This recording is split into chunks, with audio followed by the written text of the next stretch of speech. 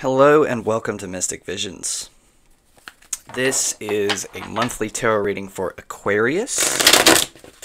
This is a general reading using my adaptation of a Celtic cross, and if you're a regular subscriber, you may have noticed that I haven't been quite as active this month, and that's because my daughter was just born on January 23rd, so she's a new Aquarius. So I may just do the monthly reading for a little while until things kind of settle around here.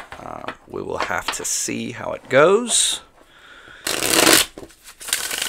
But this is your reading for February. Sorry, I don't know if I said January earlier. This is for February. Okay, so. Alright, Temperance in the reverse.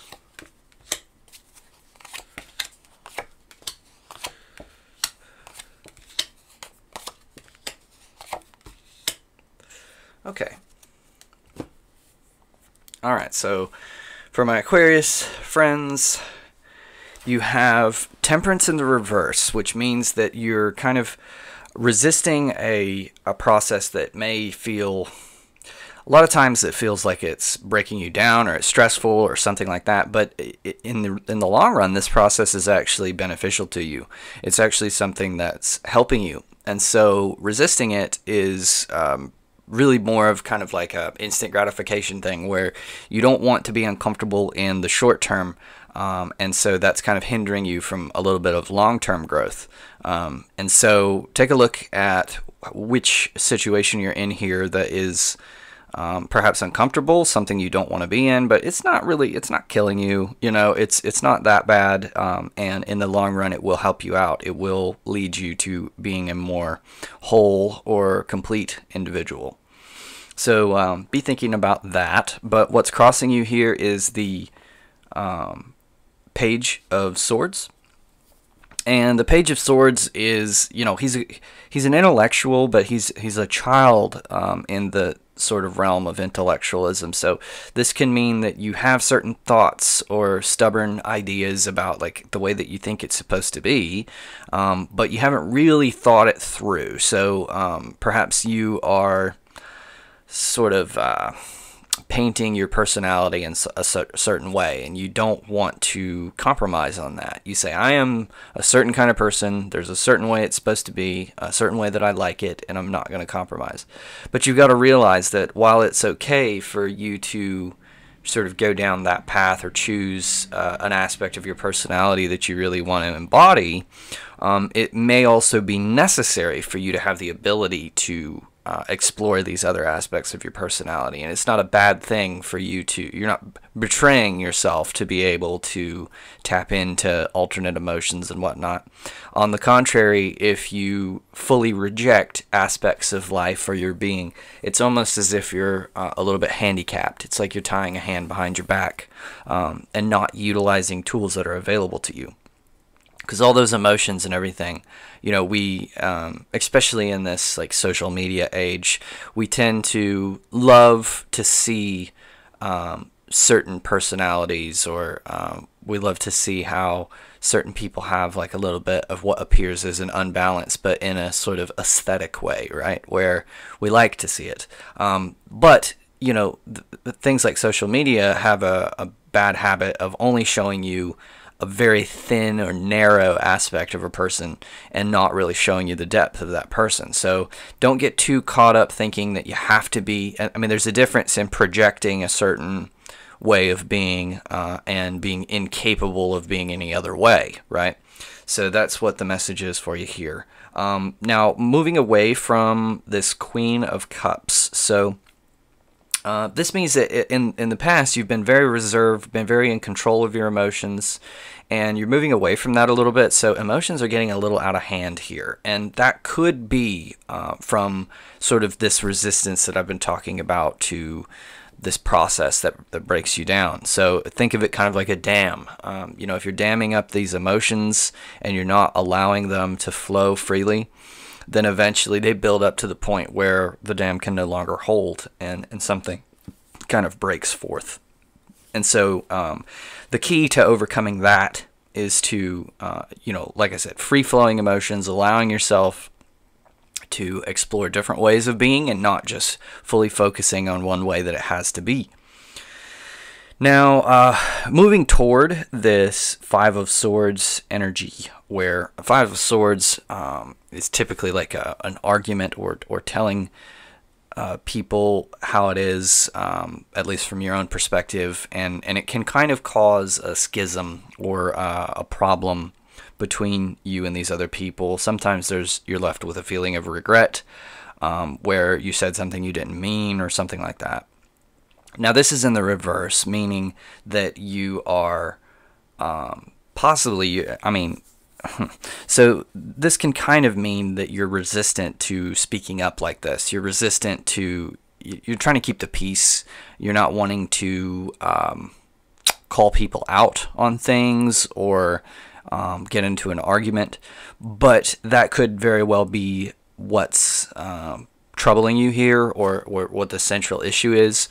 So you're moving toward that, you're gonna have to eventually kind of stand up for yourself in some way, and you're gonna have to figure out how to do that in a way with tact, so that you're not, the more you stave this off, the more you reject this idea, the more that emotional outburst is going to be easier to kind of spill over. So it's going to become a lot more difficult in the future to figure out how to approach these situations of disagreement with a little bit of tact and fluidity, instead of just like letting it all pour out and saying things you didn't mean.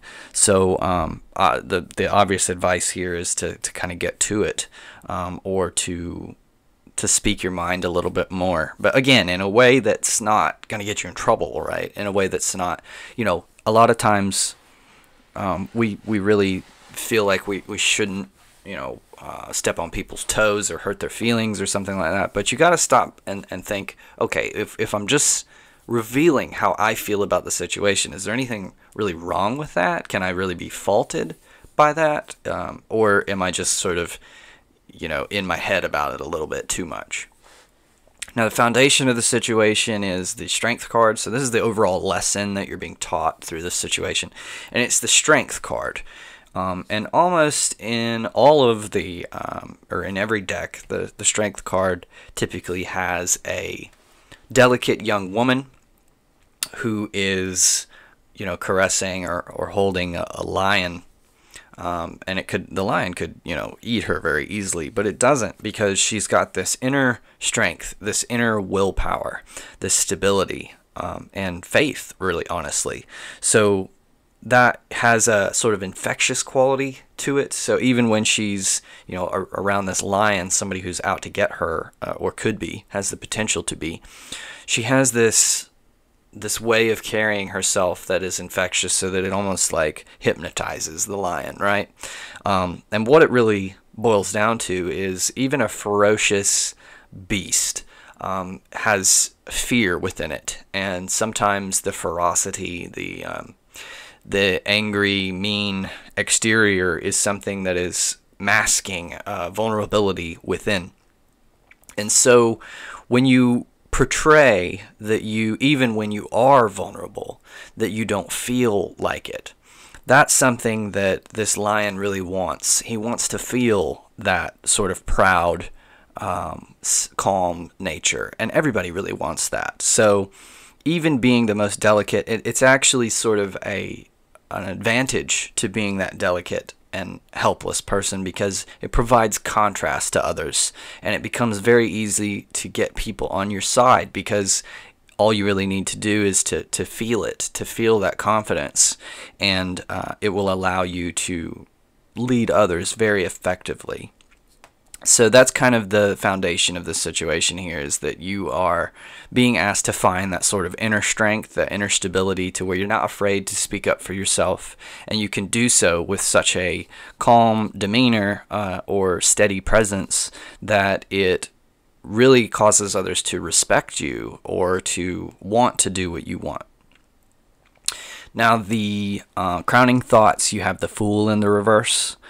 And this guy is it's a little bit of a resistance to taking some risks or to having some faith. So very much in line with what else we've been seeing here. But you can feel as though you need to kind of know how the situation is going to work out, and having that sort of like grasp on the situation and not really allowing it to just be whatever it is can it can kind of stifle things. It can become a little bit hard for you to progress because you're not allowing yourself to be open to the situation. And so, there's always going to be situations that require a sort of leap of faith.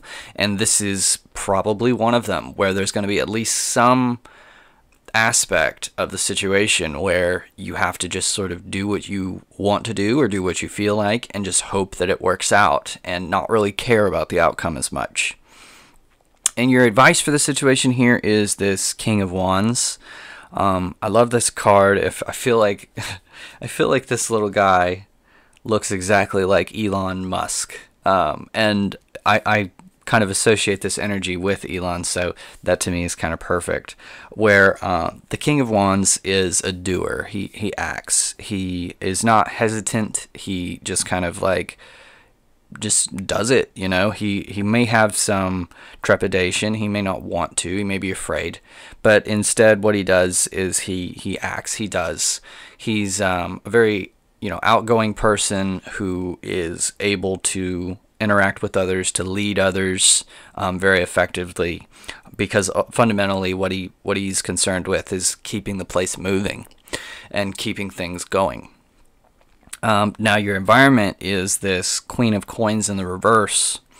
So Queen of Coins is typically nurturing and very fertile type of friendly energy, but in the reverse it's like a little bit resistant to that. So it could be that there may be a little bit of a hostile environment or something like that, or you're not feeling as though there's a lot of people that are looking out for your best interest. And the one thing I would say about that is to be cautious about how the energy that you're feeding into the situation kind of creates that environment. If your head's not quite on straight, where you're thinking about self-preservation, then you may be encouraging others to also think about that self-preservation, to where there's not an environment of mutual interest or agreement or well-being. So it may be your responsibility to sort of turn that card upside down and to create a more nurturing environment. It doesn't mean that you have to open yourself up too much for vulnerability, but there are ways to express this energy in a sort of safe way. And if you do that, then it's easier to have this sort of stable and confident energy. So what you're afraid of is the Nine of Wands in the reverse, and this is, Nine of Wands is typically somebody who is sort of looking at situations from the past. He's been kind of damaged. This guy's got a bandage on his head. He's been kind of damaged, and so he's a little bit unwilling to open up or to allow others to see his true nature. And in the reverse, this is, of course, the sort of opposite of that. It would be a sort of bravery or a moving past what's happened in the past, the injuries, and just keeping on going. And so this is really more what you're afraid of. You're afraid of opening yourself up and having that sort of unbridled bravery. Feels very similar to the Fool in the reverse here, which can also just represent, a carefree going about your business. So, it's natural for you to, pain is meant to teach you a lesson, right? So it's natural for you to learn from these things. But it's also necessary for you to look at those times that have been painful and ask yourself, can I learn that lesson and let it go instead of just keeping that emotion, or it's almost like a PTSD. There's something that you should have learned from it for sure. But if you're carrying on feeling like when the memory of it makes it so that it was like almost yesterday and you're going through it all over again in your mind, then you're really just kind of clinging to it a little too much instead of learning from it and letting it go. So there's a balance there. and it's sometimes that's a really difficult balance to find, but it is there. The overall message or the overall outcome for you is the Six of Coins, and this is a representative of giving or charity. This is you could be either one of these people. You could be the person in the giving position or the ones who are receiving, but the overall idea here is having enough of an abundance of something that you can kind of help other people with it. You can give it out, and it could be that you're in need of some help from some sort of a mentor or something in this regard, or that you have the ability, you have an excess in some area of your life where you can sort of donate that to others, or to help others along. And this might be exactly what sort of turns this hostile environment around a little bit, makes it a little bit easier for you to let your true colors fly, or that kind of thing. So be on the lookout for an opportunity for you to give something back to the situation, and that'll help you out. Okay, so that's about it for Aquarius for February. Thank you for watching, and I will see you guys again for the next monthly reading if I don't do any other readings in the meantime. Thanks for watching.